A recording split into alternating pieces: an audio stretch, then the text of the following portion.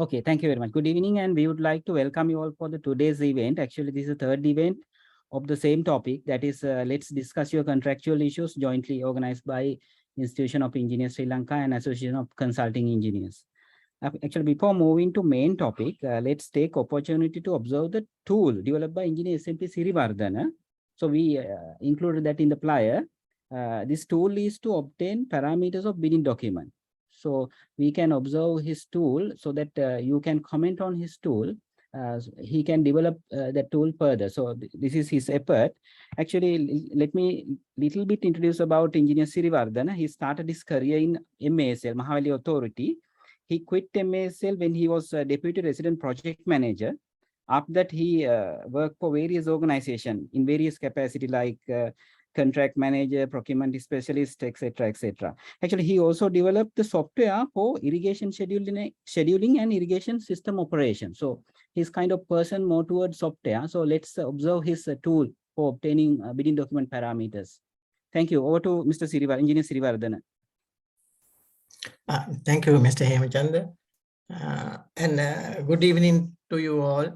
So shall I share my screen? Yeah, please.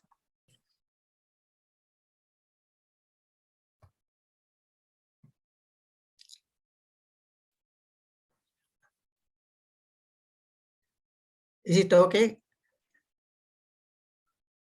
Yes, Sirivardhana, we can see, yeah. Okay. Then first of all, I should thank Mr. Engineer Hemachandra and Dr. Anandaranasinghe for allocating me this time slot for demonstrating the tool. So directly I will go to the presentation. So we have involved in preparation and reviewing process of bidding documents in various capacities. So obtaining these parameters for bidding document. So we have to follow guidelines given the procurement guidelines and ministry circulars and SBDs. So following these guidelines and circulars, so we will obtain various parameters in the bidding document to be filled in. So the issues we have come across in the process of this bidding document and technical evaluation committees. So we have come across many disagreements between the members regarding these calculations and selections of this parameter. So in order to avoid those difficulties and issues, so I tried with this tool to obtain parameters for the bidding documents addressing all the procurement guidelines, ministry circulars and SBDs. So we will go to the next slide. So I have named this tool as bid doc para, that is bidding document parameters. So this tool uses procurement guidelines, circulars and SBDs, and it calculates or select bidding document parameters, and it checks the limitations given in the guidelines and circulars. And finally, it produces a hard copy of the parameters with the references to the procurement guidelines, circulars and the things. So we will go to the tool directly. So it is Excel-based tool.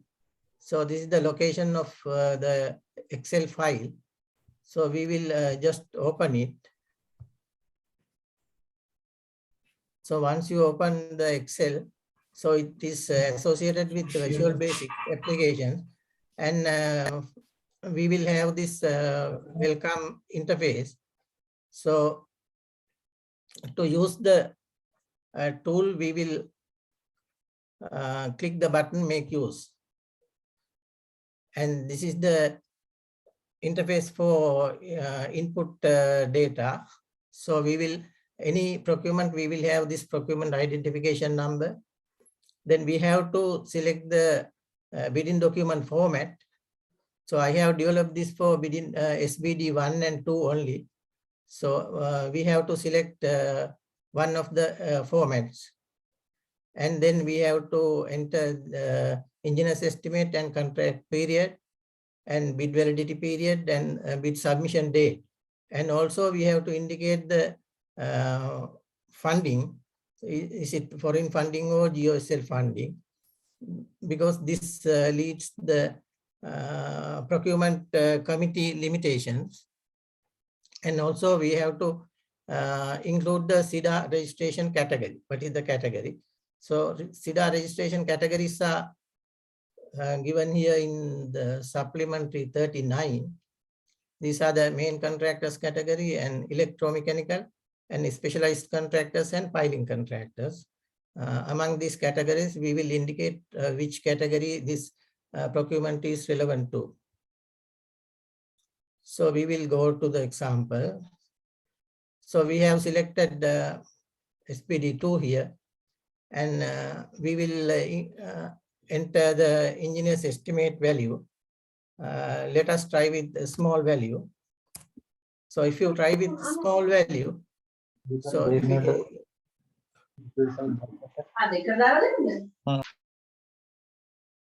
so this value is less than 100. So then the tool gives you an alert. So you have to go for SBD1. SBD2 is for procurements more than 100 million. So that facility is there. So engineer, once you enter the engineer's estimate, so we will go to the contract period in days. So we will try with 421 days. So if you enter 421 days, it checks the number of days, whether it is divisible by 7 or not. So normally we will use the time period divisible by 7. It gives you alert to make it to value divisible by 7 or to use as it is. So we will make it 420. And then we will go to the bid validity period. So bid validity period, we will try with 90 days. So if you enter 90, so it says for SBD2, the minimum bid validity period shall be 190. So it checks the value with the SBD2 format and gives an alert. Also, the validity period also checked with the whether it is divisible by 7 or not, and it gives that alert also. So we will make it 119. Then we have to give the bid submission date, proposed bid submission date.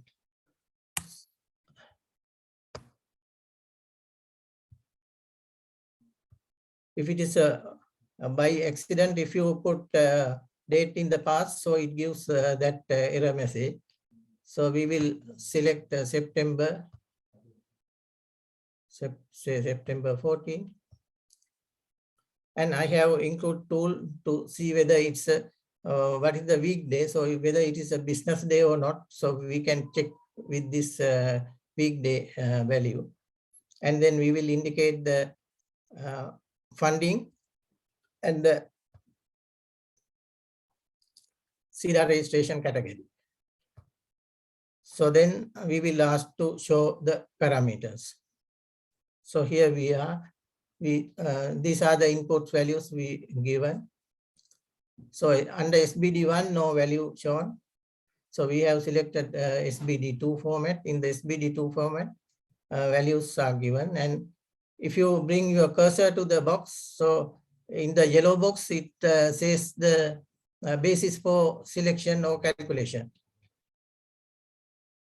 This is annual value. The estimated value divided by the number of months. And SIDA category. Likewise, all these are the bidding document parameters. So here I have given the ITB references in the bidding document. Under these ITB references, we need to enter these values in the bidding document contract date, bidding data. So all those values with this basis of calculations. And here I have added the adjustment. So in the average annual turnover, so the minimum is 1.5 times annual value of the contract, and you may go to higher values also. 6. If you go to 6, so it adjusts for 6, and we keep it 1.5. And also the similar project experience percentage. So normally we use 70%. So I have given facility here to go for lesser or higher values. And we know the amount of bid security, it is 1% to 2%. So anybody can select in between 1% and 2%. If you select other value, so it. So, and also you can see the under this procurement authority, procurement committee authority limit under foreign funded. In this is ministry procurement committee. If it is local funding, it is some other. So now we can directly go to the print. So once you click the print button, so you will have printed sheet in your default printer. So that's it. So I will go back, and I will exit here.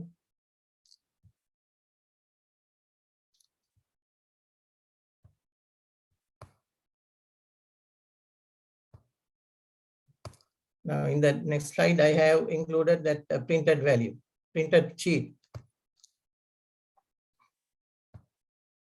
Here you see the printed values in the sheet. So sheet is arranged like this, and all the parameters given in this table, and each and every parameter I have given a footnote figure, and under the footnote the basis for calculation and or selection is given, whether it is using supplement 38 or any other. Every references are given below. So you can print this sheet, and you, in your file, your procurement file, so you can file this. So everybody knows that where these figures come into the bidding document. So that is the exercise. And thank you all for listening. So maybe we have no more time to discuss. So I will display my email here. Those who are interested, so you can email me and have a dialogue for further development of this tool. Or so I will distribute this tool. I think we can often at least 10 minutes for the discussion. I understand Engineer Sarath Gamini was there. Engineer Sarath Gamini, I think before that, actually, I want to thank you, because this is a good example of our engineers. As engineers, we have to develop our own things rather than waiting things coming from foreign countries. This is a good example. I really appreciate your effort. So we can develop this further. So I think I would like to get a comment from Engineer Sarath Gamini. He's a very pioneer person on this procurement subject. Yes, sir.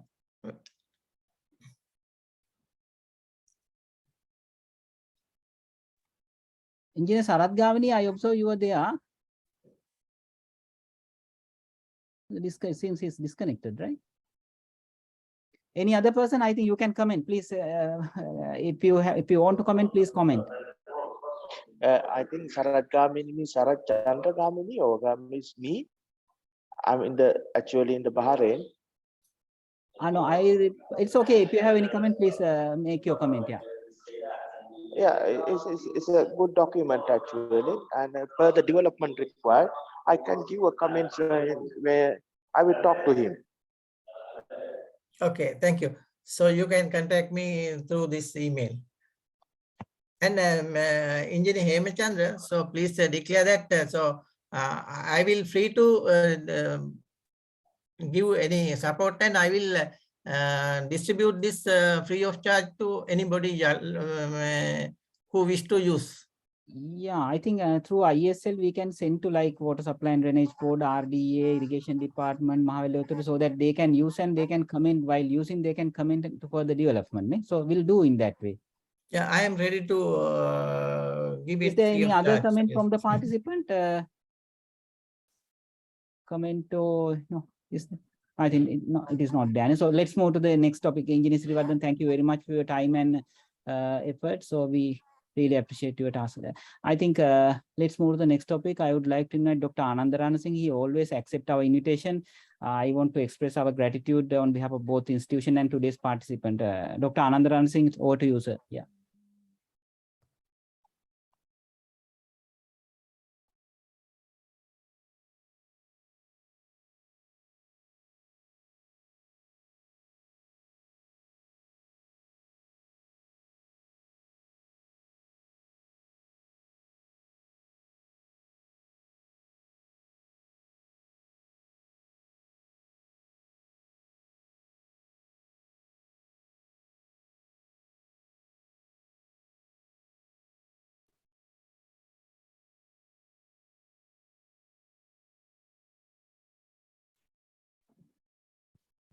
Dr. Anasingha, can you share your screen?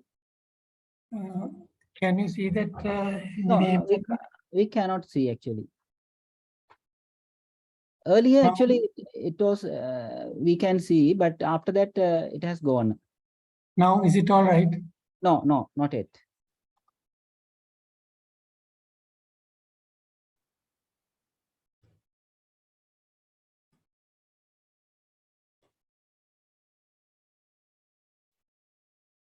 Is it all right, Hemchandra? I think, can I share from my end so that, Yes. yeah, I will do. Yeah, please. Please stop sharing.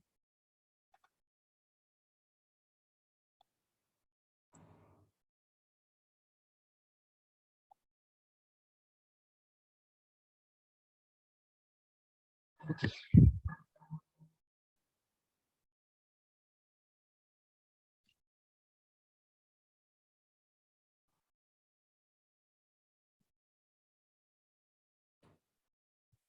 Can you see my screen? Yes. Okay. Can I start, Mr. Hemchandra? Yeah, please, sir. Yeah. Yeah. First of all, I am much thankful to Engineer Hemchandra for organizing this lecture. This is the fourth lecture which I am giving on this subject matter. I can see very senior people are participating in. So therefore, if they want to have a discussion, we could even have a discussion later. Then I'm also thankful to the lady who prepared these slides. Mr. Hemchandra, can you announce her name, please? Yeah, Engineer Ramya Selvanathan, we really appreciate she did it very beautifully. Thank you very much. Even last time she did. Thank you. Thank you very much. Now I'm managing without electricity with emergency lights, so you might have to excuse me for the problems which I'm facing. Now, firstly, I would like to discuss certain legal principles which are very useful for you to understand in order for if you are engaged in construction activities for managing contracts. Now, this novation which I have mentioned here is a legal principle which is not very commonly used, but these days probably people are trying to use novation without knowing what novation is. Now, in the conditions of contract, I'm referring to FIDIC conditions of contract. In the FIDIC conditions of contract, Engineer Hemchandra, I think I might have to use my slide because the problem is I have added few notes to my slide. How do you do that? Engineer Hemchandra, can I use my share screen? Sorry, sorry. Okay.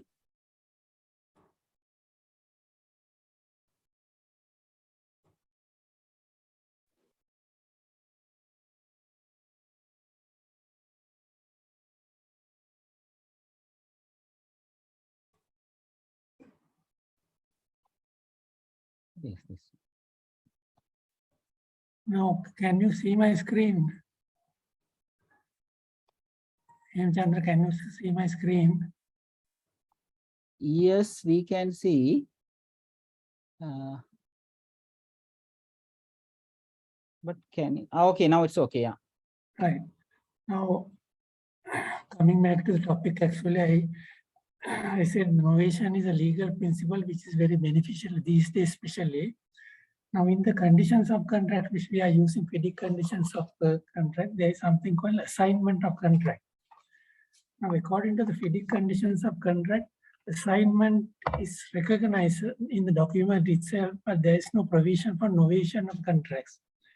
Now, if I read the clause in the FIDIC conditions of contract, it says assignment means neither party shall assign the whole nor any part of the contract or any benefit interest in under the contract. However, either party may assign the whole of the or part of the works with prior agreement of the sole discretion of the other party. Now, assignment means actually if you are engaging in a contract, if you have a problem in continuing with the contract, let's say if you have a financial difficulty or you have a problem with materials, you can palm off that responsibility to another person with the consent of the employer. You can't palm off your responsibility to another person without the consent of the employer. So normally assignment, which is referred in the conditions of contract, is you assign your role, maybe part of your contract. Let's say you have a concreting issue where you don't have money to continue with concreting or you don't have facilities. In such a situation, you can hire a concrete contractor and say, okay, you better proceed with concreting works, I will settle your bills. Now that type of assignment actually cannot be done without the approval of the employer. The both employer and the contractor both must agree in order to assign your work for another person. That is called assignment under the FIDIC clause 1.7. Then there is another assignment in FIDIC mentioned in paragraph B. I can't read it because of the bad light here.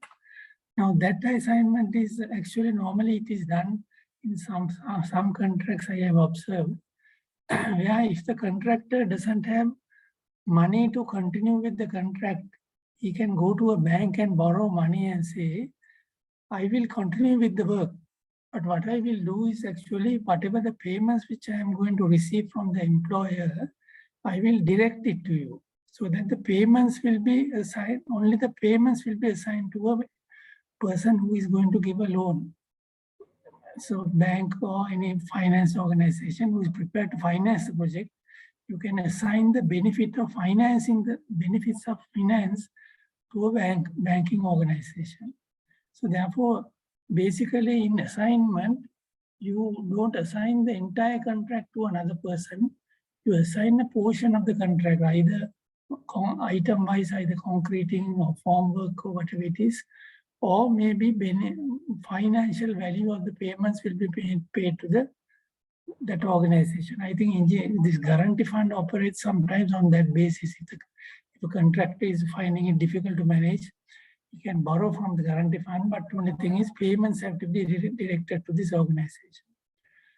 Now, novation in contracts means it's completely different thing. Novation in contracts means you completely disconnect your connection with the employer. If you are a contractor, you say, I have a problem, I am not going to continue with the works, but I will assign another person in order to continue with works, where the employer has to directly deal with the new third party who is entered into the contract. So therefore, in order to have a novation in a contract, there should be all three parties must agree: employer, contractor, and the person who is going to take the responsibility. Now, in this responsibility, the contractor is completely relieved from his responsibilities, but he doesn't get any benefits from the contract, neither he is getting any benefits from the contract, such as payments, nor the responsibilities. So I will read what is in the screen here.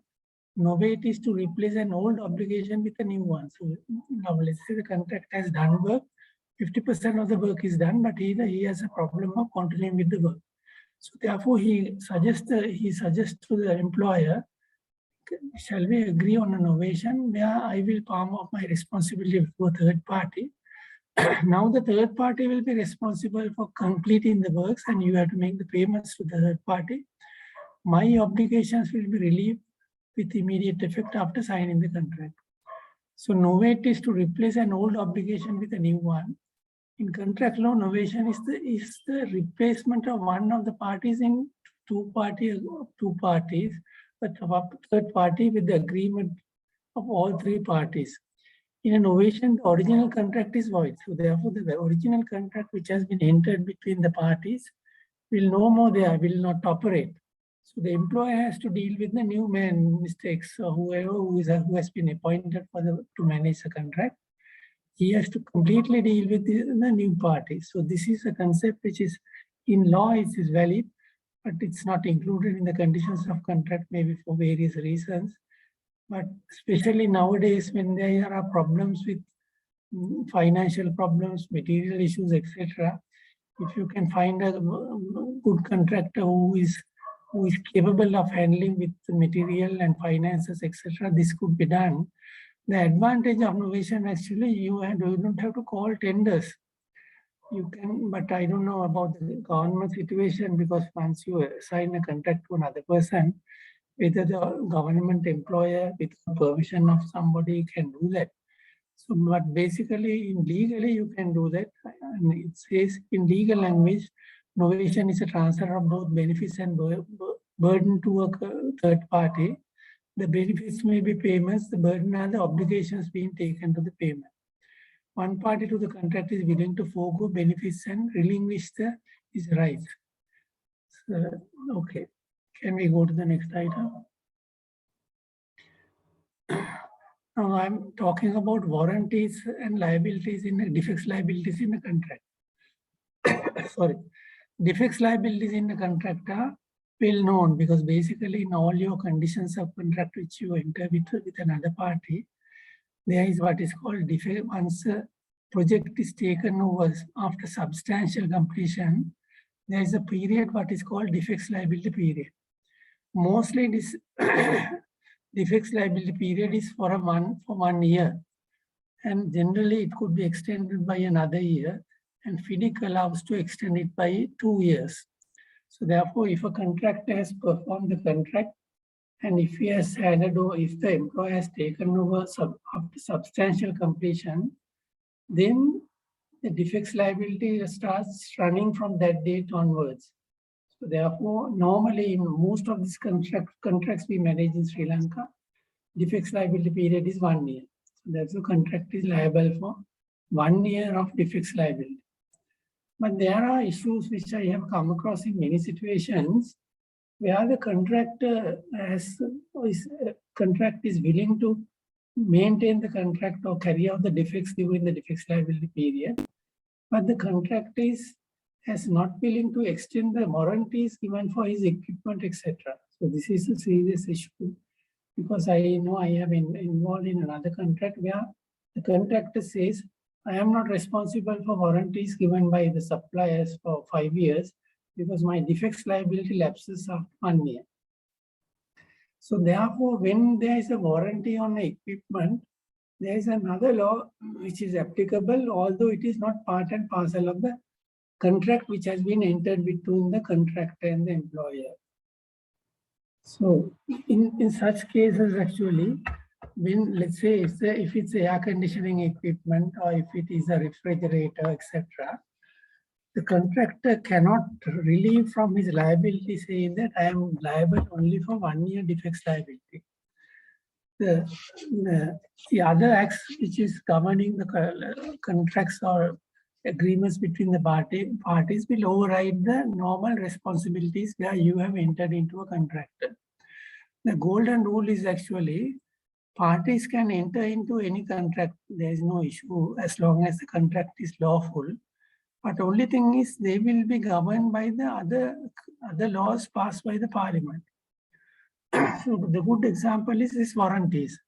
Now the warranties are governed by, basically, according to my understanding, according to the Sale of Goods Act.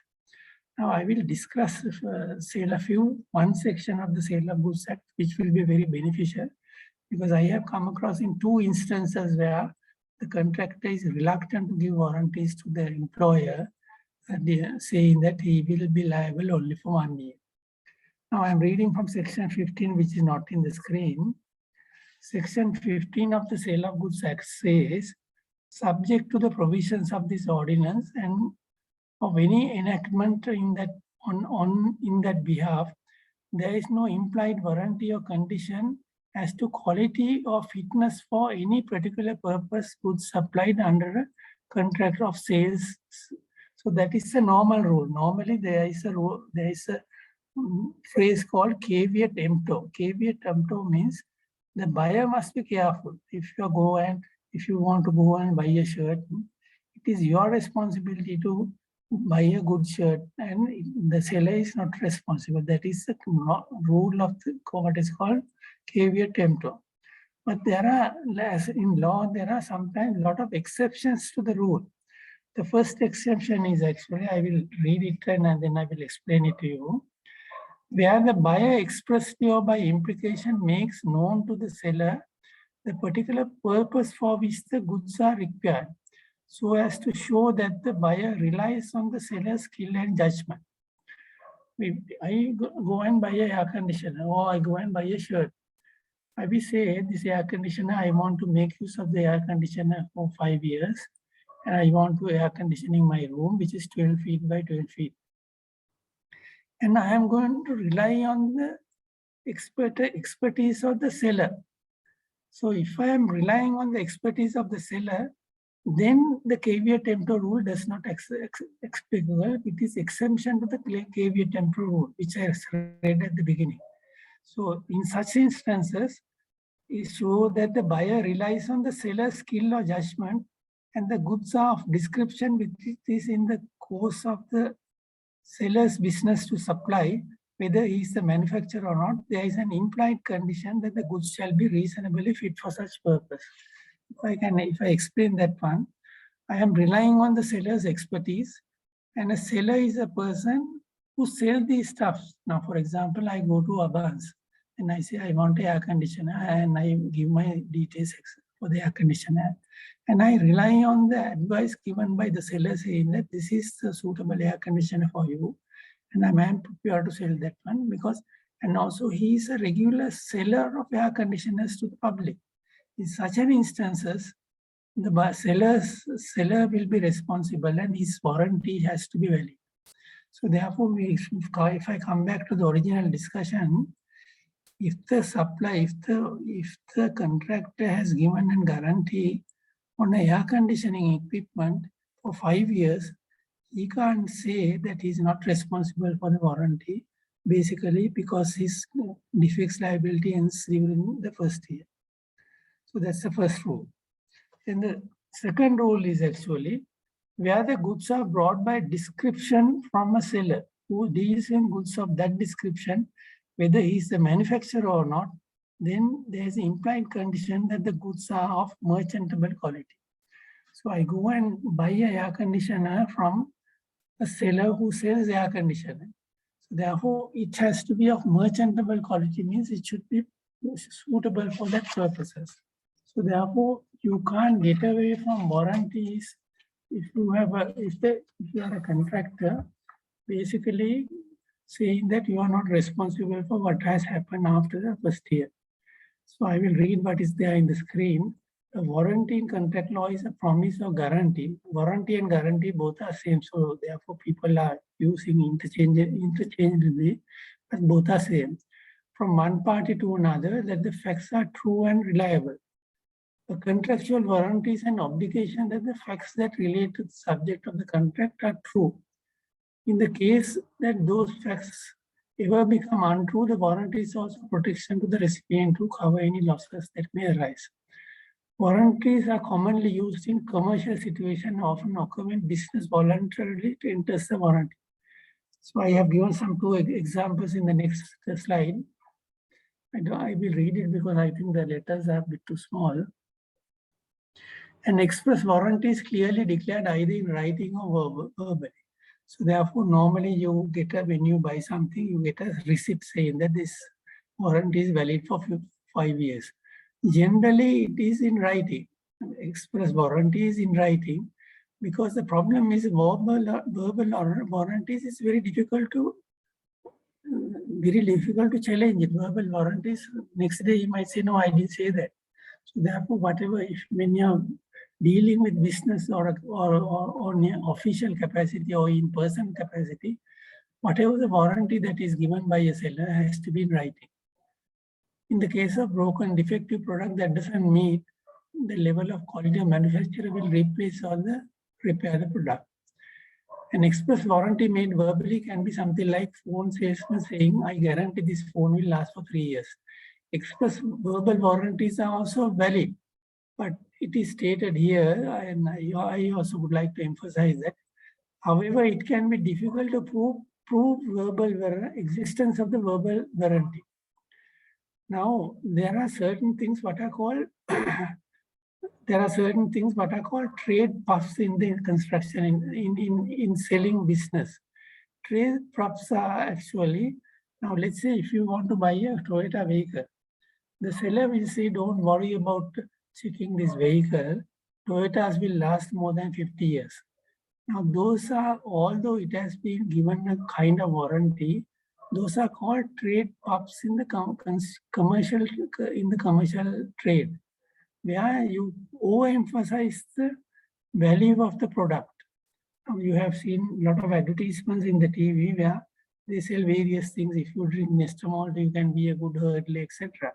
But those you can't challenge it because these are called trade puffs. In order to sell a product, they exaggerate the value of the project, or they exaggerate the performance of the project, and they said it. These are not valid warranties.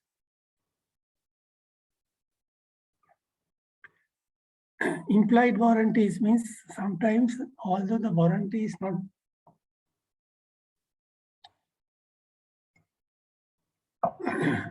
implied warranties are, although it is not explicitly stated in a warranty that's saying that it is valid for 5 years.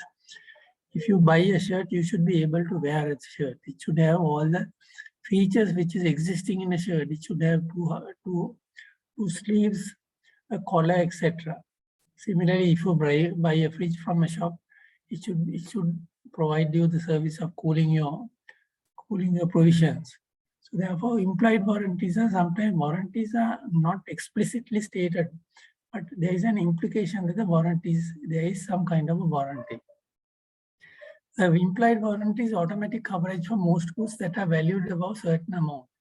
However, it only provides a base level of consumer protection. Most consumer products are covered by an implicit merchantable warranty. Merchantable warranty means it should be fit for the purpose. If you buy a shirt, you should be able to wear as a shirt. If you buy a refrigerator or an air conditioner, you should be able to use that as a refrigerator or air conditioner. Merchantable quality warranty means it should be fit for the purpose. This means that the product is promised to work as it claims it will. If a fridge isn't cold, it would be considered a breach of the implied warranty of merchantability. The product must meet this criteria to be considered merchantable, must comply with the trade standards in the sales contract, must work as that type of product is regularly used, even if the customer ordered it to work differently. An implied warranty can even apply to used previously owned goods. That means even item, the implied warranty is applicable. Chandra, can you hear everything what I say? Yes. Mr. Chandra, because there's a signal. You're all right. Huh? Yeah. Now, this is the other thing which I would like to discuss with you. Construction program, is it part of the contract? Now, this is discussed in FIDIC 8.3 of the conditions of contract about the construction program. Now, FIDIC, I will quickly read the FIDIC clause. The contractor shall submit a detailed time program to the engineer within 28 days after receiving the notice of subclause 8.1, commencement of works. Contractor shall also submit a revised program whenever the previous program is inconsistent with the actual progress of the contractor's obligations.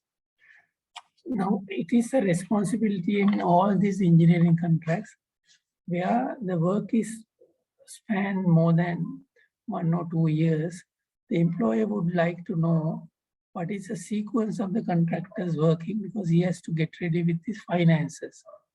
He has to, and at the same time, there will be subcontractors working in the project. So he has to call the subcontractors to do wiring, air conditioning, or tiling, etc. Therefore, construction program is very important in construction, which is specified in FIDIC. The order in which the contractor intends to carry out the works, including the anticipated timing of each stage of design, contractor's documentation, procurement, manufacture of plant, etc. All these things have to be included in the construction program. Each of these stages for work by each nominated subcontractors are defined in the clause 5. The sequence and timing of inspectors and tests specified in the contract, because the employer must arrange subcontractors. There will be people, those who are coming and testing the equipment, electricity system, etc. So therefore, construction program has to be submitted. But generally, although it is not specified in the FIDIC conditions of contract, it is not a part of the contract. That is also, you have to be mindful about that one. If the contractor's responsibility means he has to start from the date, commencement date, and he has to finish on the date of completion or extended date of completion. But within that period, you can't penalize a contractor unless you fix the time or whatever. Let's say you have some kitchen equipment to be installed in your hotel, construction of a hotel. Now the contractor is going to get down foreigners in order to install the equipment from month 5 to month 6. So then you can fix that period and say, I want kitchen to be ready by this date because I'm going to get down people from abroad, which is going to cost me money because I have to provide them accommodation, additional salaries, etc., etc. So therefore, construction program, although it is not part of the contract, you can fix a construction program on certain dates when we are programming a project where there are so many contractors are involved as subcontractors. So that is possible. But basically, the contractor has the flexibility of adjusting his construction events during the commencement date and the completion date. But in one of the projects, actually, which I have experienced, they have put the construction program under the contract documents. Now, in FIDIC conditions of contract, if you read from in clause 1.5, there is a list of documents. 1.5 talks about list of documents. Now, with 1.5, I will read only the first paragraph. The documents forming the contract are to be taken as mutually explanatory and to another for the purpose of interpretation. The priority of the documents shall be in accordance with the following sequence, and they have given the sequence. Now, for that list, which is part of the contract documents, you shall not put the construction program. Now, once you put the construction program as a contract document, what will happen is it will cause a lot of problems to the employer as well as the contractor, because he has no flexibility of adjusting the contract events in the contract. He can't adjust any event in the contract, which is impossible in a normal construction contract. So therefore, construction program, if you insert a construction program as a contract document, supposing if the contractor changes his events by a few days, he will be breaching the terms of the contract. It's a breach of contract because it is part of the contract. We'll go to the next screen. Most construction contracts that require the construction to produce a program of works. This can be contractual reference point for how the work will be carried out, or it can be imposed obligations to deliver the works. I don't know how to see if this.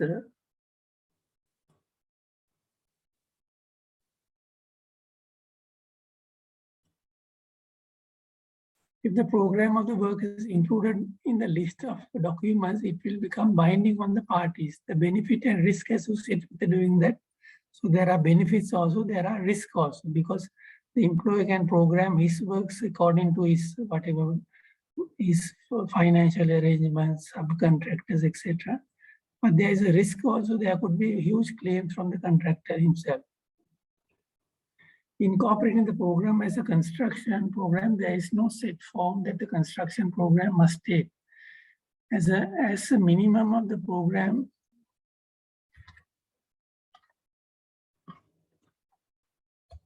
so specify the commencement date,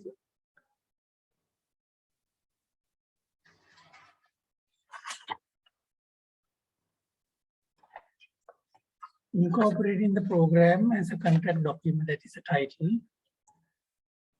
There is no set form that a construction program must take. As a minimum, the program should specify the commencement date, the order in which the contractor plans to carry out the contract works, and the planned completion date. The contract may stipulate other information to be included in the program.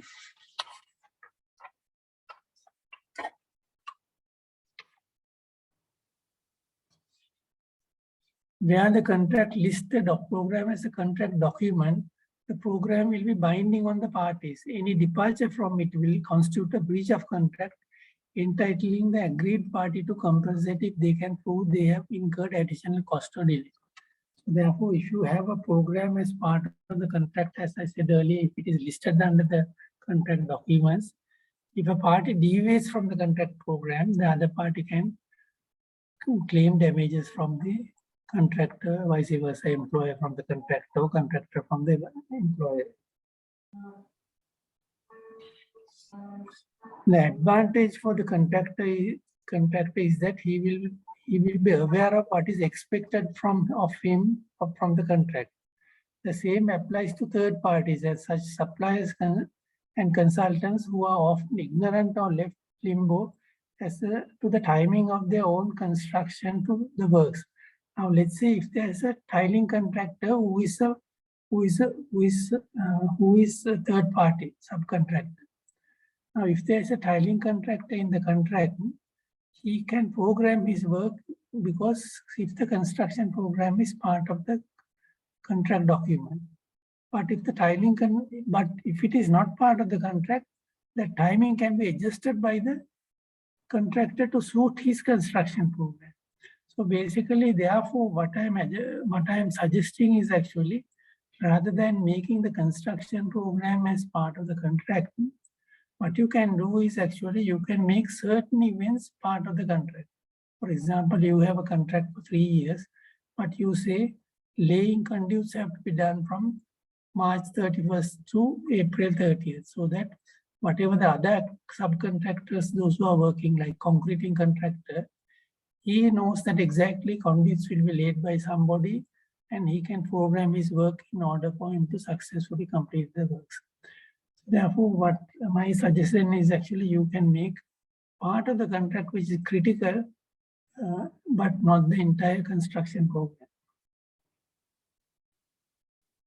Where the approach is adapted, the contractor should clearly set out which part or parts of the program are binding. It could be that only the key milestone dates are binding. Conversely, it could be that all dates, the order of works, and the methods employed by the contractor are obligatory. So we'll go to the next topic.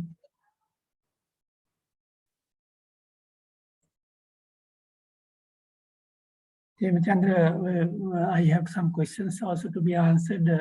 When you want to stop, you can let me know. I think we can, yeah, we can continue. We can continue. Yeah, I think you can stop me if you want to. I think you can complete the full presentation and then move to the questions. That is okay, ne? Okay. Okay. It will take some time. It's okay, no? Yeah, I think it will be okay for the participants, so they will wait. Yeah, thank you. Right. Now, introduction to illegal contract. That's the next item which I would like to discuss with you. Now, when a party enters into illegal contracting, they are violating the normal laws of the country. Therefore, if there is an illegal contract between the parties, you have no right whatsoever to go to a court or tribunal, arbitration or adjudication, etc., and make a claim out of it, because that type of contract is not recognized by law, not recognized by our law. So the issue of illegality can be brought up by either party. It doesn't matter if the parties don't raise the question of illegality in court, because the court may do so itself when testimony reveals evidence of illegality. Now, there was a case which I can't remember the names of the case, but I can remember the facts. In that case, what has happened is actually father and son entered into a contract to export carpets from Egypt or some country to UK. And the father was the manufacturer and the son was the buyer. But only thing is, during that time, exporting carpets from Egypt to UK had been illegal, because there was some disputes between the parties. So what the son did was actually they exported these carpets to the UK, and somehow or other he was able to sell the carpets and make money. The father didn't get his price which he gave it to the son, and therefore he filed action in courts in UK courts or arbitration proceedings in UK. The arbitrator held that no claim can be made by the father because the contract itself is illegal. So therefore, if you are a party to an illegal contract, you cannot enforce your rights in a court of law or in an arbitral tribunal. When analyzing, I'm reading from the presentation, when analyzing the breaches of agreement or when drafting agreements, make sure to consider carefully the possibility of illegal terms in the agreement. It can be very easy for a party to win a breach of contract case if the evidence is strong and clear. If I had to pay compensation to another party, and if I can raise the illegality, supposing if action is filed by the other party, in order to avoid the claim made by the other party.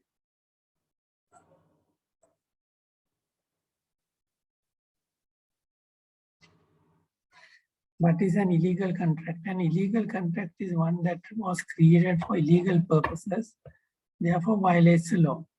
For example, if somebody is running a brothel house, it is by Sri Lankan law, it is considered as illegal. So therefore, if the person who is running the house, if he doesn't pay you the rent as the owner, you can't go to a court and file action and recover rent, because you have given your house for illegal purposes. That's a simple example. An illegal contract is one that was created for illegal purposes and therefore violates the law. Contracts are illegal when the written content therein causes those involved in the contract to act illegally. The illegality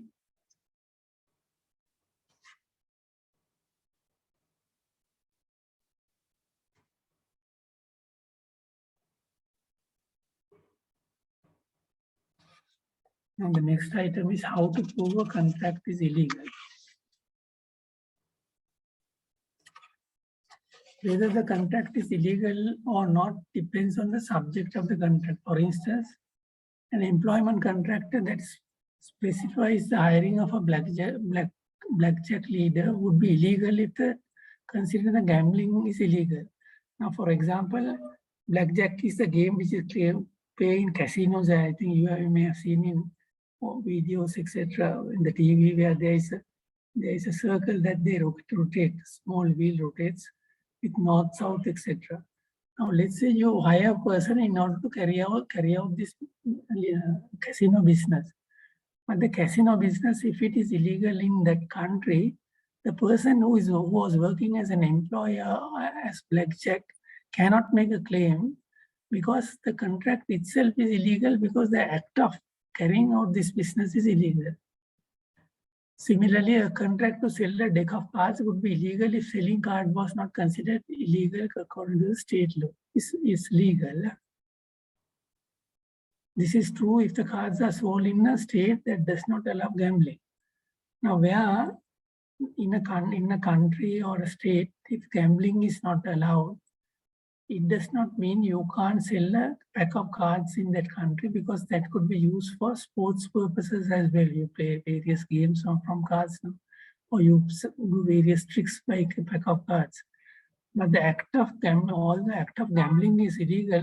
Selling a product may not be illegal by itself. It can be difficult to prove that the contract is illegal. A good rule to follow is that if the agreement requires either party to do something illegally, then it is not enforceable. Now, in order to fulfill the requirement, like I gave that example, brothel house, in order to fulfill the requirement, one party has to carry out an illegal act, because if running a brothel house is illegal, then in such an instance, the entire contract is considered as illegal.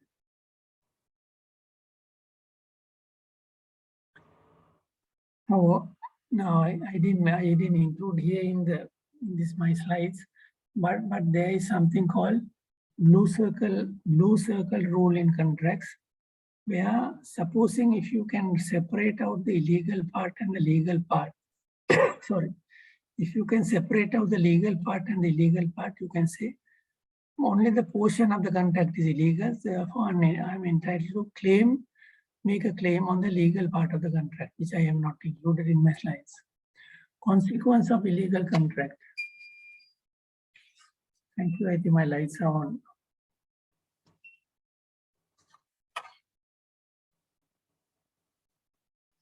The consequence of consequence of creating an illegal contract can be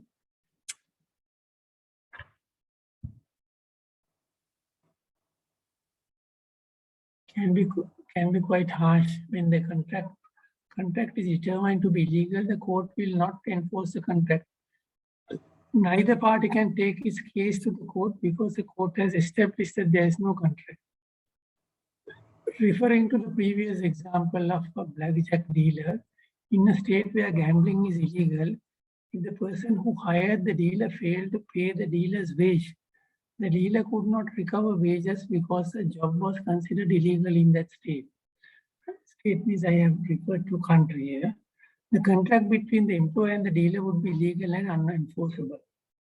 I hope this example is clear. Basically, if you hire something to run a brothel house, and if you don't pay his salary, if somebody who is hiring this person doesn't pay his salary, he can't go to courts and ask for his salary, because what he was carrying out is an illegal, what he was carrying out is employing in an illegal business.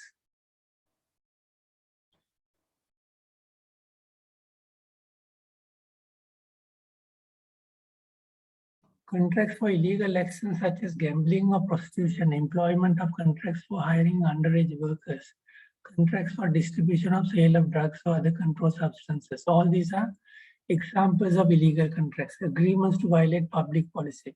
So if there is a public policy in a country, you can't violate the public policy. So let's say public policy means you can't sell certain items in the supermarket. And there is a public policy that you can't sell pistols or guns in a supermarket. So if somebody sells pistols or guns, it's violating a public policy. Agreement that violate the public policy and idea of fair treatment. One example of this would be contract that leads a party to perform a labor that would be considered slavery. An example might be an agreement to not to compete. Now that's another good example. Let's say there are five people those are running for 100 meters race in a school. Now the person who generally thinks that he can come second in the race, he wants to drop the man who is the best runner from the race. So he will agree with the best person from the race, best 100 meters runner, that he will pay certain amount of money if you don't compete with me. Now that type of agreement is also considered as illegal. You can't have an agreement with another person where you agree with him that he will not compete in the race. So that is also illegal contract. Contracts that so against the public policy are also enforceable as illegal, even though they are delegation of powers. That is a bit too complicated. I will not explain that one.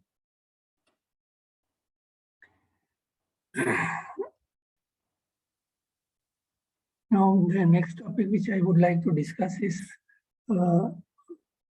delegation of powers. Now, normally in contracts, actually, there are so many people involved in consultancy, engineering, supervision, etc. So always there is a possibility and there is a requirement to delegate your powers to somebody else. That is called delegation of powers. Now, engineer can delegate his powers to junior engineers or technical officers, because the engineer himself cannot run the entire construction program and supervise the entire construction program, because there may be so many activities proceeding the construction program. But there is a golden rule in delegation where it says, I can't exactly remember the Roman word, delegatus non potest delegare. That means actually, if the engineer, chief engineer or the engineer to a contract delegates his powers to his junior engineers can't delegate his powers to a technical officer. You can't go in a chain of delegation. Once the powers are delegated to you as a junior engineer, you can't delegate your powers to another person. That is the rule in law. Imagine you and your friends are organizing a dandiya night. In an ideal scenario, how would you go about planning the event? You will probably have a to-do list complete with everyone's responsibility. The work will be divided and every person will be responsible for at least one task. Sharing the workload is an efficient way of speed up the planning process. Equal distribution of work, everyone taking responsibilities for their individual task, and sharing the workload is an efficient way to speed up the planning process. Here are some of the secrets behind sharing responsibilities and delegation.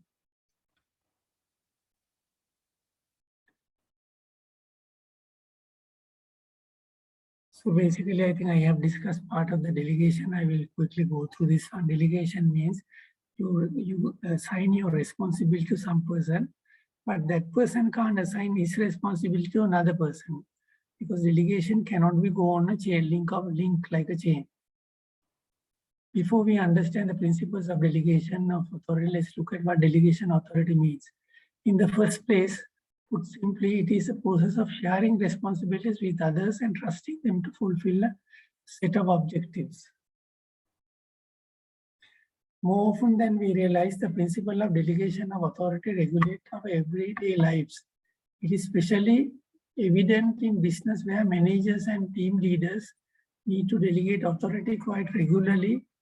Delegation helps spread out workload and increase the productivity. So these are the basic things. Delegation, principles of effective delegation.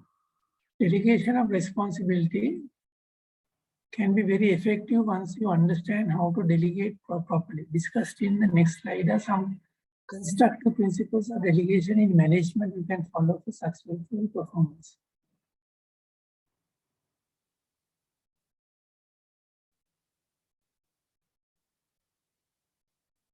So I think basically delegation, I have discussed certain principles.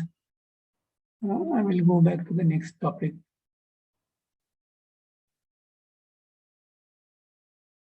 There should be a balance between authority and responsibilities. So if someone is given the responsibility, carry out a task, then you should give them the enough independence to carry out the task effectively. On the other hand, you shouldn't give persons so much authority that may abuse their position.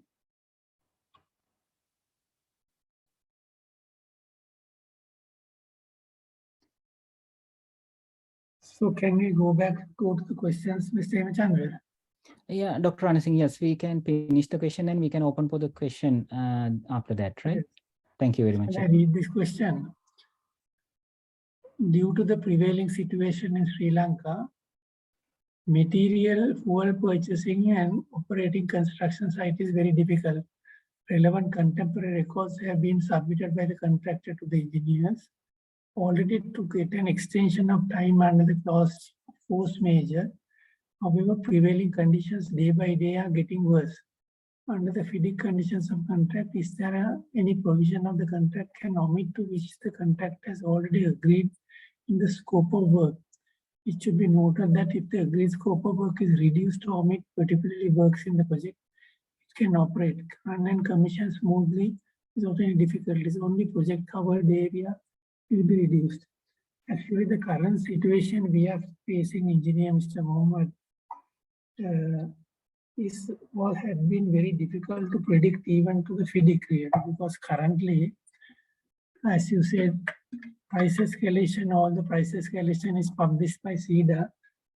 Escalation in the industry is very much more than the present price escalation. And also there are labor shortages, material shortages. So therefore, there is no such provision in the contract where you can curtail the job and complete the works, because this is never anticipated when the FIDI document had been drafted. But generally, parties can agree. Now that is called, you can have another agreement between the parties. Let's say a person was contracted to construct 50 houses, identical houses. Now you have material only for 25 houses. So rather than trying to complete 50 houses, which is impossible, parties can agree and deviate from the contract and sign a separate agreement and say the contractor is prepared to construct 25 houses and the employee is prepared to accept that as his obligation. No, therefore, there is no provision under force majeure. But if you want, force majeure comes under clause 19.1. Force majeure basically means actually making it impossible. It's called, sometimes it's called act of God also, making the things impossible. That is called force majeure. Now, normally under force majeure situations, you can ask for extension of time on force majeure. But generally it says that the loss shall lay where it lies. That means supposing in a force majeure event, due to stoppage work, if the contractor has lost money, he can't claim that money from the employer because loss has to be borne by both parties, contractor and the employer. But they can agree on a different contract and reduce the workload, quantity of work by reducing 50 houses to 25 houses. But both parties must agree, but otherwise it will come to a deadlock, because if the both parties doesn't agree or if they disagree on this matter, what will happen is actually the contractor has a right to terminate the contract under force majeure, because it's impossible to do 50 houses because buying material is not possible. Can I go to the next one, Mr. Imzan?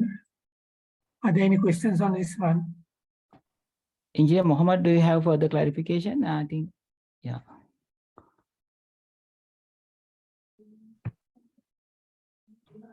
Yeah, okay. Engineer and the relevant authorities have already officially approved the particular design and the construction work, but after a few months later, the contractor of the relevant authority has damaged those particular completed construction work at site intentionally for their own development work.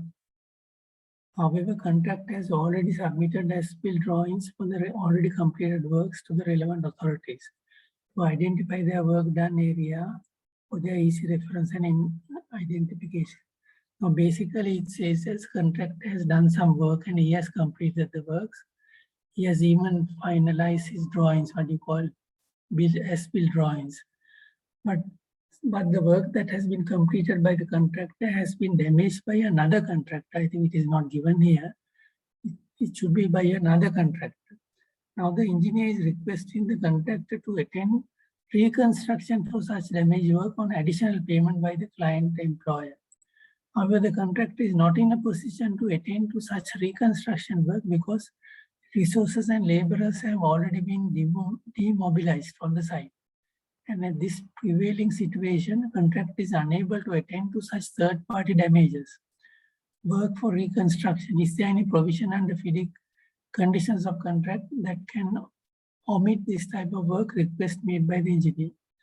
Now, Mr. Mohammed, when you enter into a contract with another party, if you are an employer, you define what is called the scope of work in the contract. There is a scope of work defined in the contract. Contractor has to carry out the works which is identified in the contract. And at the same time, the contractor has to carry out what is called defects liability. Now, defects liability, yeah, for just the information I want to say, there are two types of defects. One is called patent defects and the other one is called latent defects. Patent defects are defects which are visible to naked eye. Latent defects is like latent heat in your physics, and defects which are not identifiable. When the engineer takes over the site after substantial completion, the engineer must ensure that all the patent defects are done by the contractor. That is his responsibility to carry out all patent defects. So during the defects liability period, he has to attend to the latent defects which were not identifiable during the defects liability period. But it does not mean that supposing if the employer goes and damages something or a third party goes and damages something, if it is not in the possession of the contractor, if it is possession of the contractor, that's a different matter. If it is not in the possession of the contractor, he has no obligation to repair damages done by third parties, because sometimes when you have to hand over the project to a third party subcontractor to carry out whatever additional gardening works or various other things. And the person who comes to fix the taps in the garden, he damages all the toilets in the building. So the main contractor who is performing the contract, he has no obligation to repair the works which has been damaged by a third party contractor during the defects liability period. But if the damage is caused by his own mistakes, then he is responsible. Are you all right, Mr. Rafiz? Shall we go to the next one? I think there is another question. This is under SPD2 conditions of contract. In contracts, unconditional performance bonds are requested by the employers.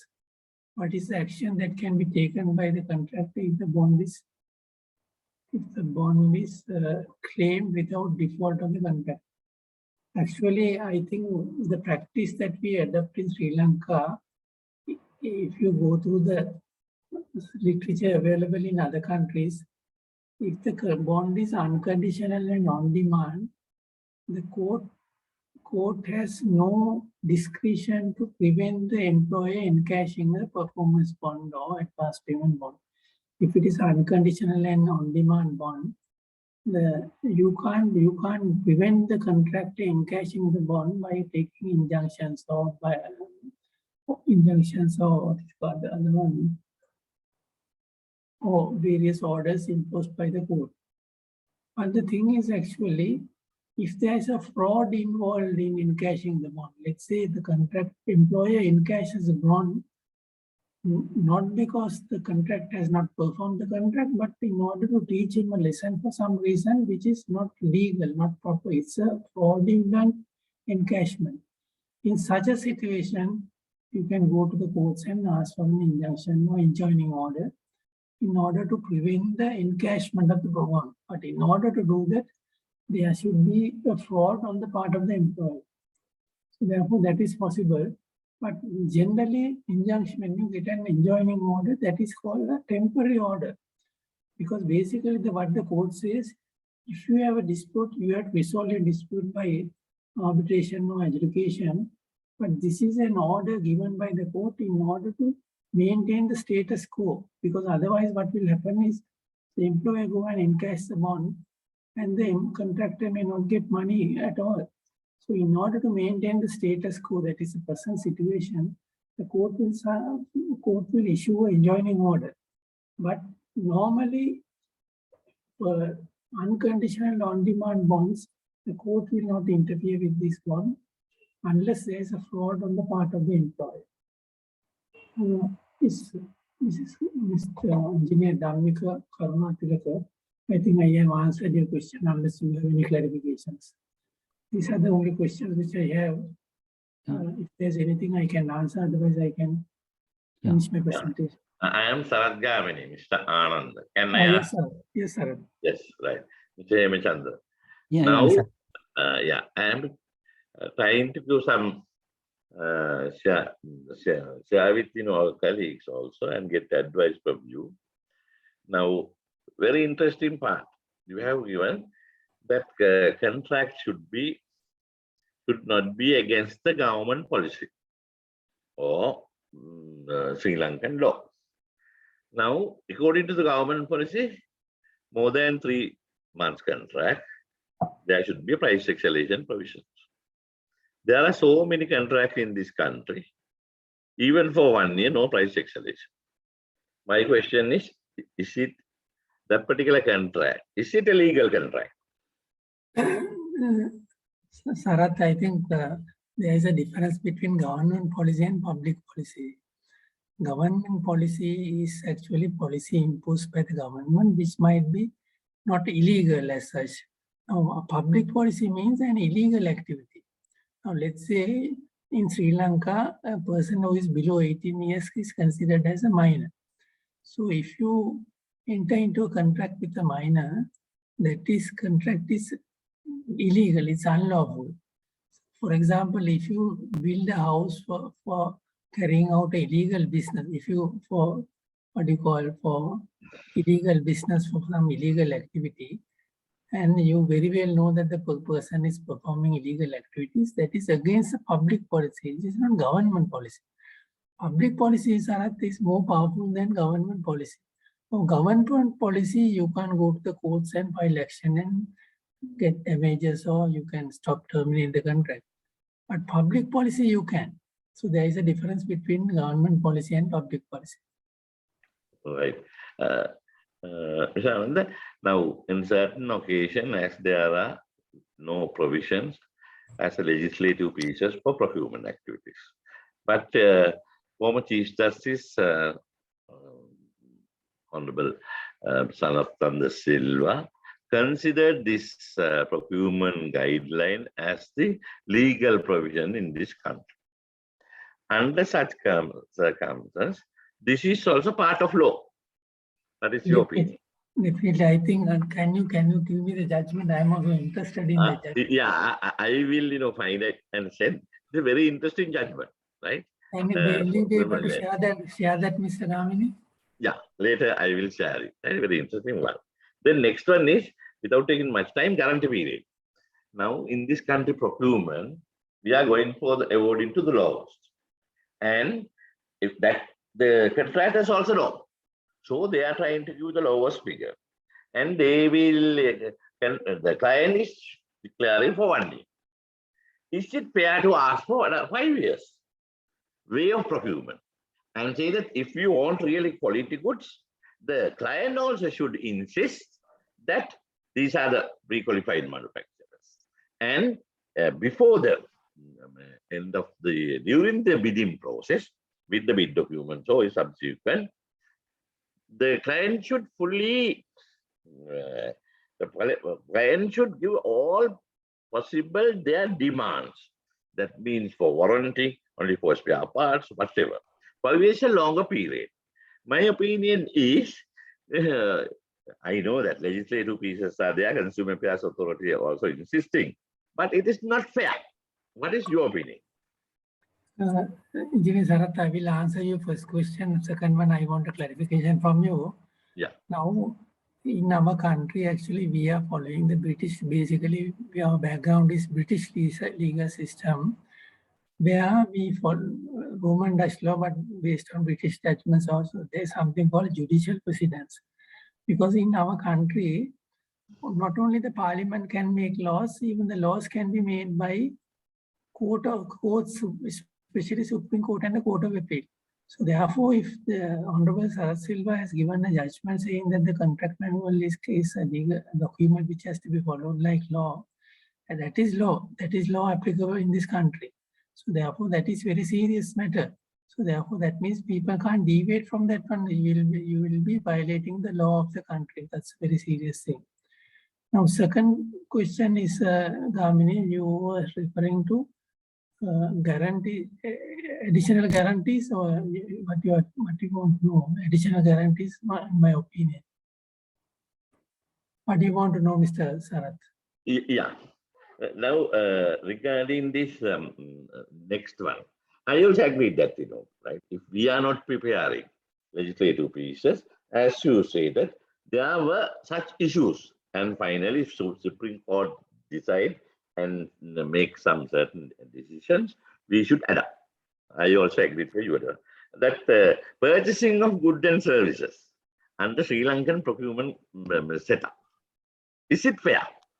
Asking for your guarantee. But we have given only 1 year. Actually, no, I don't say it is fair, no unfair, because if I am prepared to pay a higher price, as you said earlier, I am prepared to pay not 1 million, I am prepared to pay 1.5 million, but I want a 5-year guarantee. If that is my terms and conditions, then that has to be fulfilled by the other party.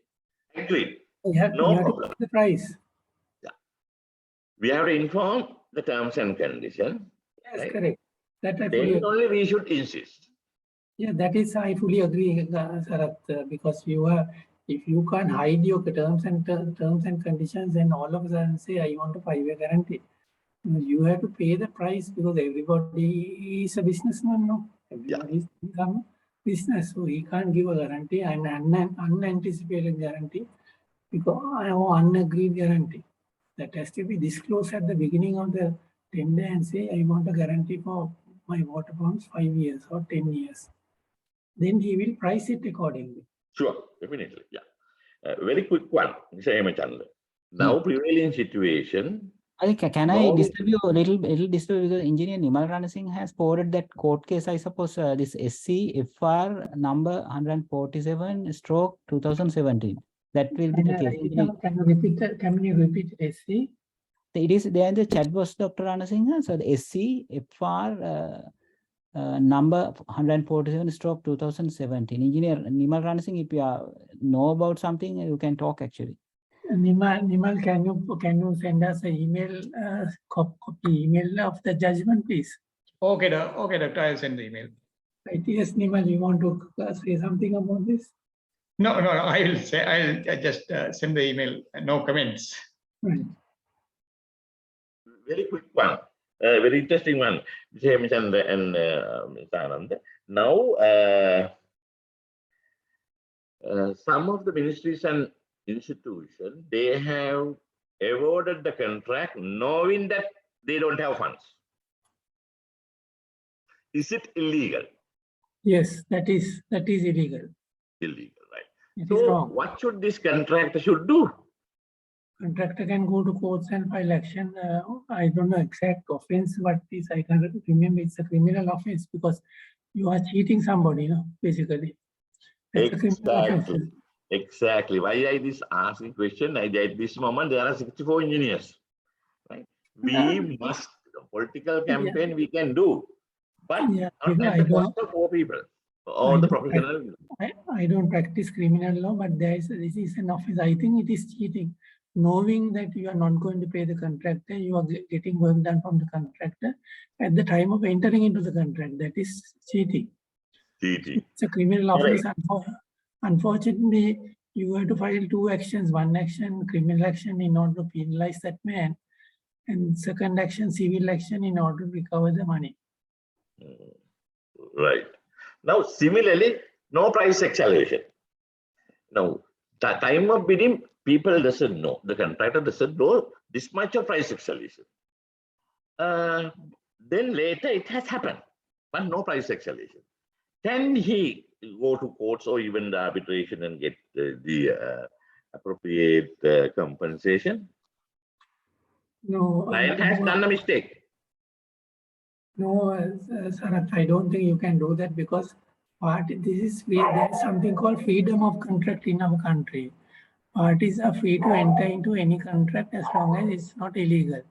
So therefore, at the time of entering into the contract, if the parties have said there is no price escalation, I as a contractor should know in order to exaggerate the price and bid for it. So therefore, unfortunately, I'm very unlucky if the prices have gone up. But you can stop work under force majeure. You can do that, especially now. I think steel prices may have increased by 300%.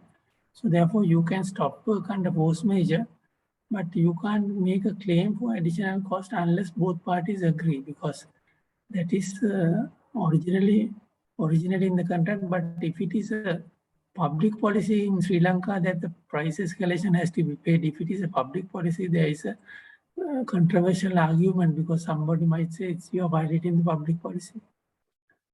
Dr. Anasinghe, can I a little bit expand same question further?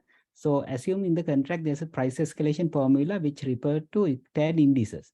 But say ICTAD according to the contract, it's referred to ICTAD indices. So price escalation calculate based on the indices.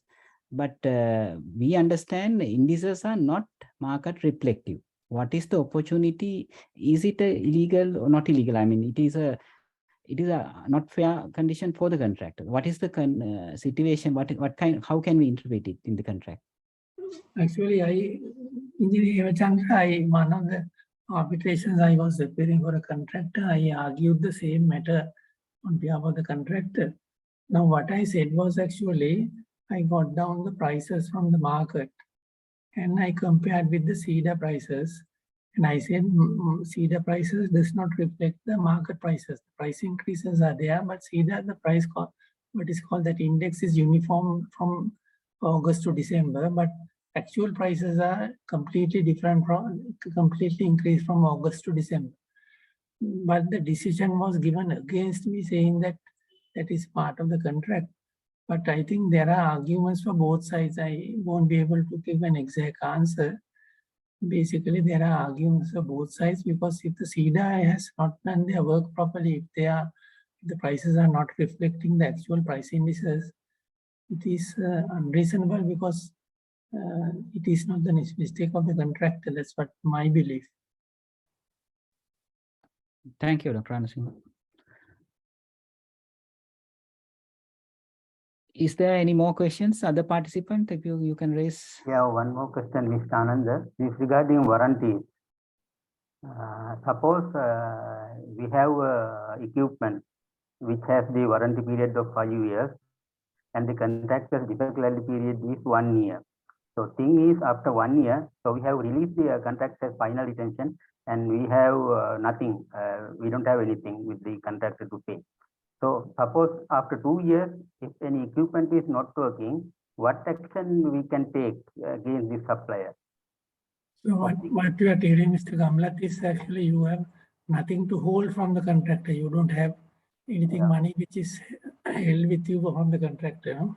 Is that the issue, Mr. Gamlat? Yes.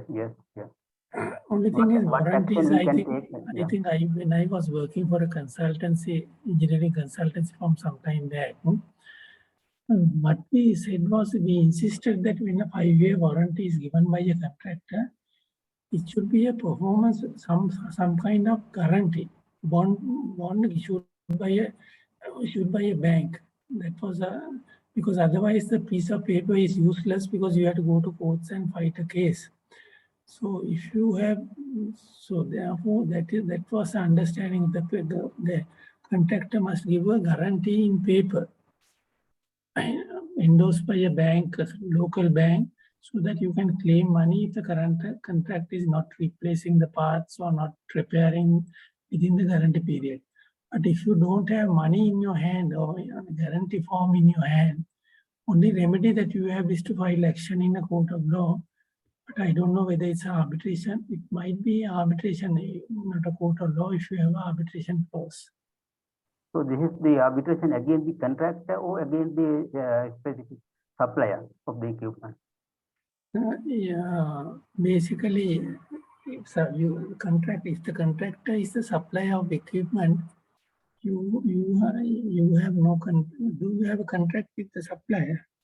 No, we don't have contract with the supplier. The thing is, the contractor has bought the material from, suppose, for example, the AC, the Abans or somebody. So they have transferred the warranty to the employer, the contractor. Mr. Gamlat, I think there is a very interesting case which I recollect when you say that. This is a very old case.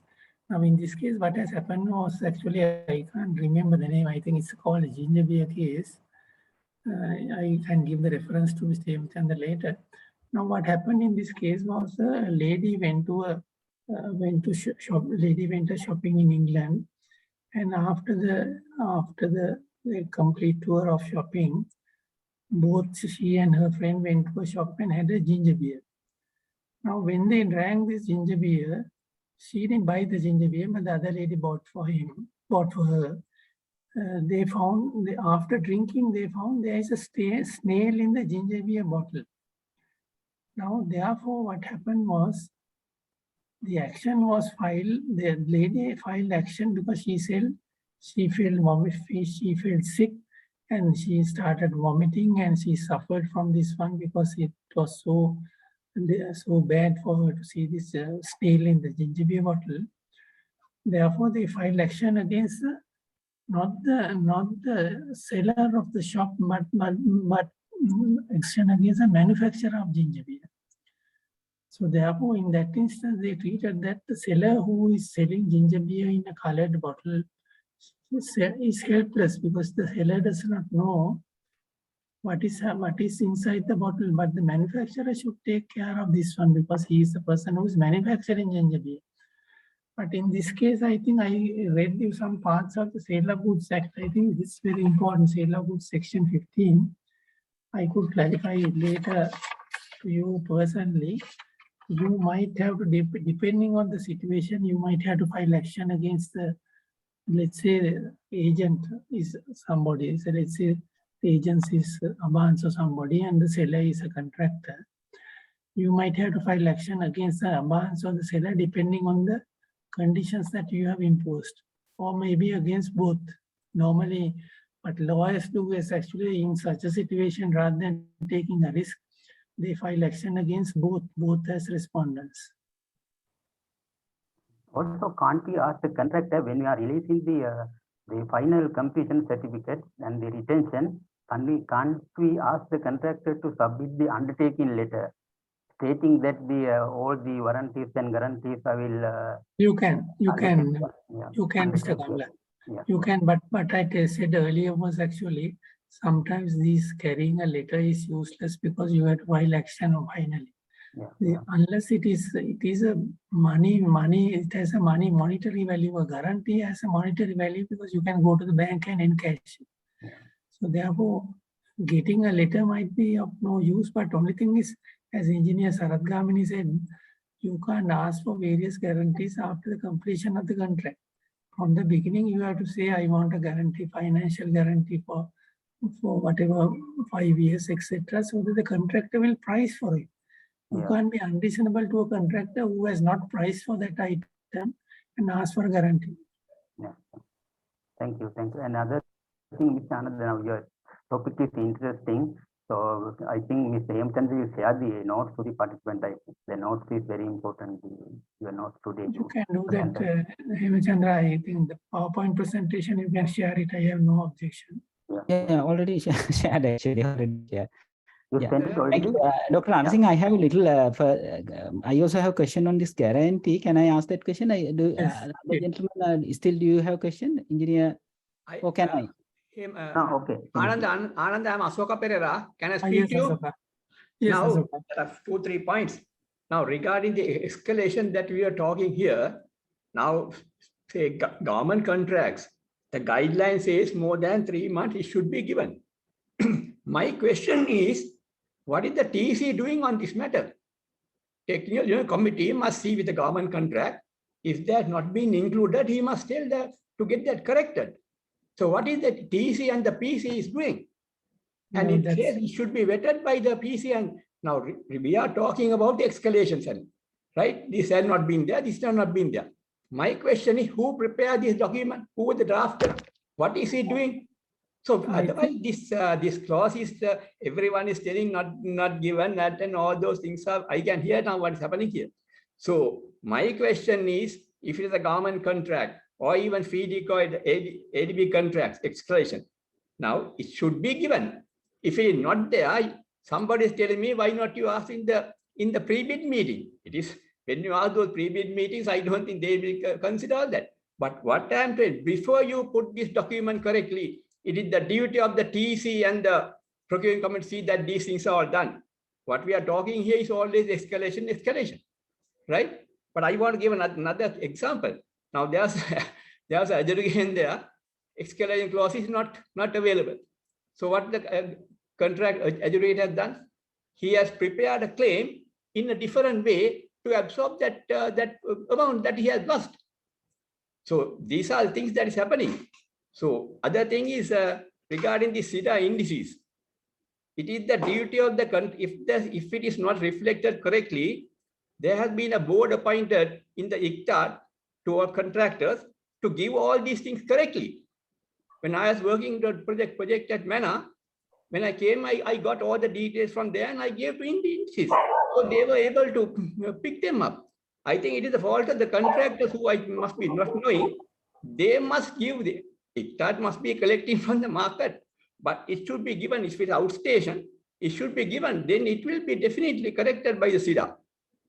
Another one I want to tell about this bonds and guarantees. There's a question in that this encashment of these performance guarantees. Now there's a circular given in the finance ministry, right? If it is a government job, the head of the department must ensure that the period is realistic. And then second one is whether the contractors perpetually and deliberately release this project. So those two factors must be considered by any government department before they encash these guarantees. Right. Okay. Thank you very much. Thank you, Advocate Ferreira. Thank you. Yeah. Dr. Anasinghe, my question was actually, what I want to ask actually, one of the contract latter part actually, in the contract there was a lot of M&E, electromechanical equipment installation was there. The latter part of it, at the contract close out, so contractor was supposed to submit the warranties, right?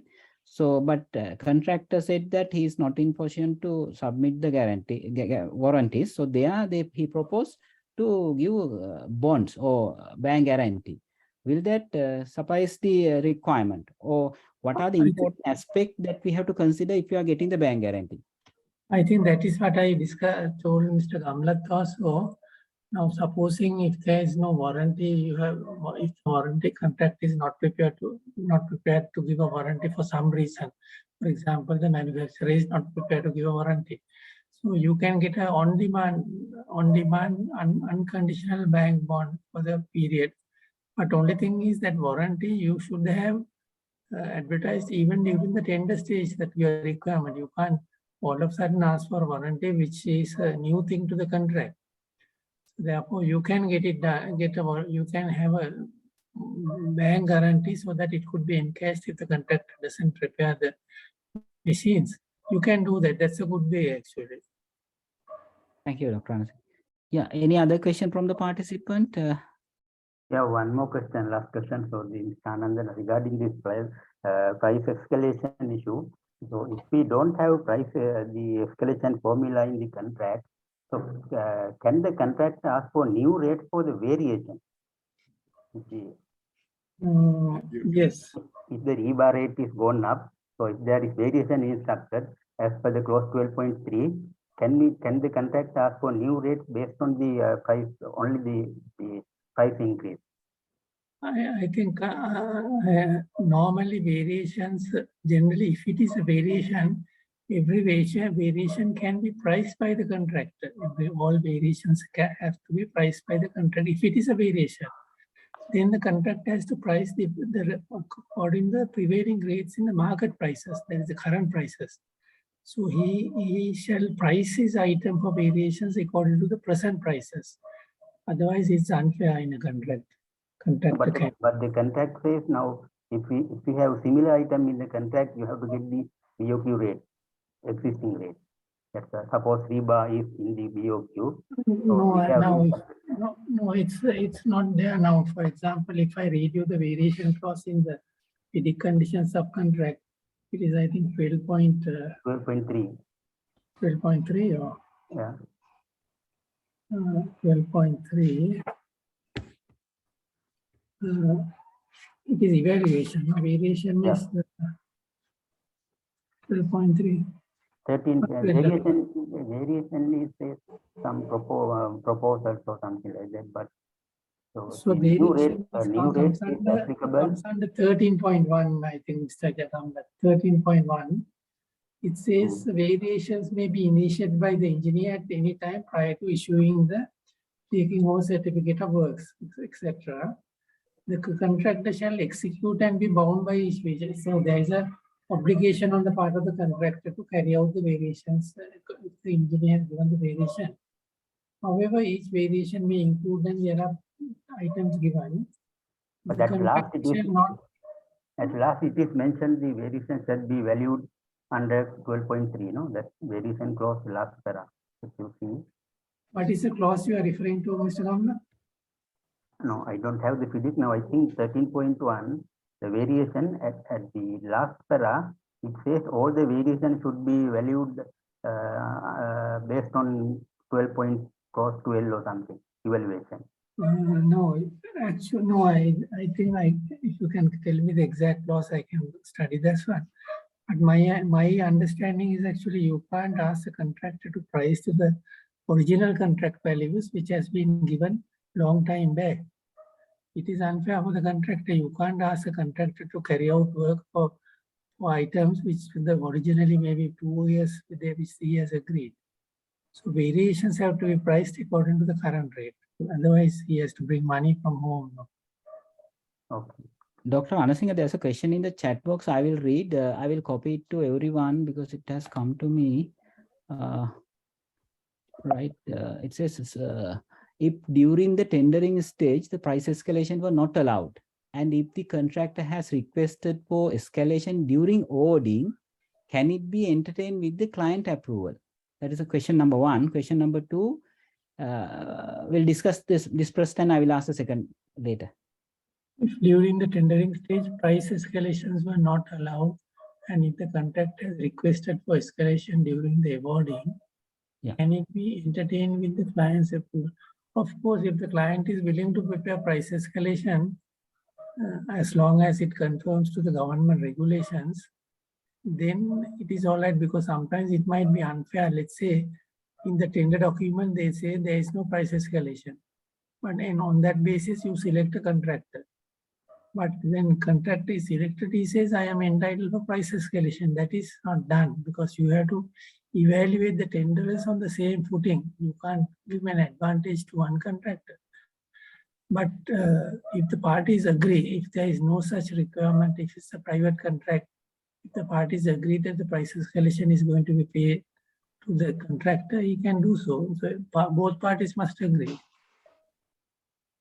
So that means when thing is, Dr. Anasinghe, at the time of awarding, at the time of evaluation, at the time of bidding, bidders quoted, as there's no price escalation, when they are quoting the prices, they included their risk into the rates. Ne?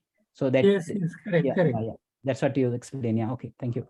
And then second question, if SPD4 is and government procurement procedure is followed, is it legal to establish input percentage setting during the awarding stage? This is about price escalation formula, actually, this question. Engineer Tyaga. He's asking us whether can they change during the construction or? Yeah, the question is asked by Engineer Tyaga Gunasekara. Is it legal to establish input percentages setting during the awarding stage? During awarding stage. I think in some of these contracts I have observed that the percentage of inputs are incorrectly made. Some contracts, there is no harm in correcting it, because really speaking, they are putting incorrect percentages are improper. It's not lawful. If both parties agree, they can correct them and at any stage. Yeah, at the time of submitting the bid, they have to present input percentage. So correct. But only thing is only the contractor is possible. Dr. Anasinghe during awarding. Yeah, correct, ne? Oh yes. Both parties must agree. Okay, I think it's yeah. Mr. Hemichandra, I have given according to NPC new one, right? Now they are going to amend the constitution also. Now there, Mr. Nimal Ranasinghe also can remember. Now it is 18 months, no price escalation up to 18 months. Just for your information, right? How can we change that? That is a piece of legislation, I think. National Procurement Commission, it was approved by Parliament, I suppose. Time to come, no price escalation even up to 18 months. Imagine.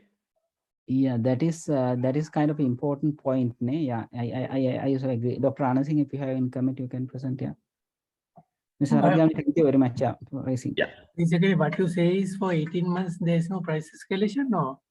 That is what NPC. I have observed this one, and as a representative of ISL, I did the presentation 1.5 hours, and I explained to Mr. Gunawardana, and openly I told, make a Professor Vedikata, Pahadri Karanda, and all that. I told Sarojini also, these are very unreasonable clauses here. But No, what will happen? nothing has happened. What will happen, Sarath, is that when you don't have a price escalation clause, the contractors are not prepared to work for a loss. No, what they will do is they will exaggerate the price. Definitely.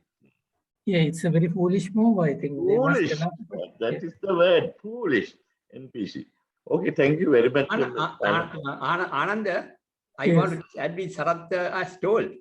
That is correct. In the NPC Procurement Commission, new 2018 is not yet out, but they have asked more than 18 months. That is correct. We have objected, but I know something is wrong with the members of the Procurement Commission. I think wrong people are advising Asoka because the thing is actually That's the issue. Because Agree. I can remember Sarath Gamani was taking more interest on this matter. I think the I saw engineers in that committee. might Now, have to, how can a contractor perform without 18 months escalation? that's There's why I something think, wrong with the members of the NPC. according to the current situation, actually we might have to play a very positive role, Asoka. Yes, Because the thing correct. is they are ignoring engineers. Now, for example, I went through the constitution amendments also. They say for the procurement committee, there should be a person from legal background, accountancy background, etc. But they don't talk about engineers. So we have to elevate ourselves, and probably we might have to even have discussions with politicians and say the importance of having engineers in these committees. Definitely. Right. Mami and Mami Semishan, thank you very much, Dr. Anand. Great. Happy make it again a dinner talks here at the coffee shop there. We have to continue. Yeah, we are continuing. Yeah, I continue. like it very much. Thank you. Thank you for your participation. Hari Hondai. Be aware of ourselves. The thing is, now I am a little scared about publishing this how can I say this video clip in the YouTube, because we mentioned about one organization, what is called the Abans, and we mentioned few people's name. If we publish this in the YouTube, they can. I'm taking the I don't know. Can you edit those things, Chandra? Oh. Yeah, I will ask ISL to delete. Yeah, let's Delete.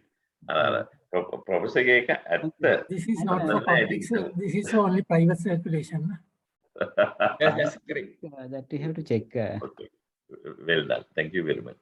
And we finished the event now. The time is, I think Dr. Anand Singh had more time. And I really appreciate his presence even today by accepting our invitations, for sharing his knowledge and experience with us, devoting his time. So on behalf of both institution and participant today. And I would say everyone good night. Thank you very much for your participation. Hope you all can meet next time as well. Thank you, Chandra, and thank you for the lady who prepared the slides. Thank you. Thank you very much. Thank you very much.